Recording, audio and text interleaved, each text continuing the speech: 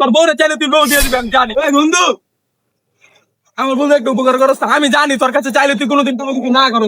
পিছে তো তোর বউরে চাইলে তুই বউ দিয়ে দিবি আমি জানি, কিন্তু আমি ওটা চাবো না মামা। আমার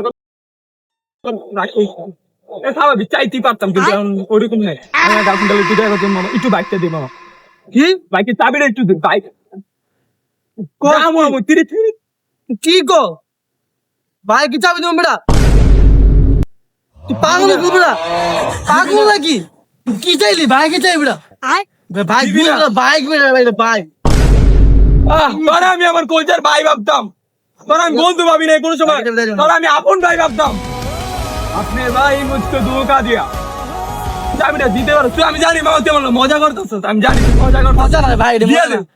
বাইক ভাই বাইক কিছু হয়ে গেল বেটা ওদিন কানিছিলি মনে নাই আজকে বা তুমি বেটা দুদিন আগে নিতে কি রেম করছ রে বেটা রেম করছ আর এই যে হাতের চশমাটা, হ্যাঁ এটা কেডাই কিনে দিছিল? আমি কিনে দিছিলাম বেটা। নে, যত্ন নেন। তোর এই যে শার্টটা, এই শার্টটা তো তোরা আমি গিফট করছিলাম তোর বার্থডে থেকে। তুই ভুললা গেলি? হ্যাঁ বিয়ে করে ভুললা গেলি?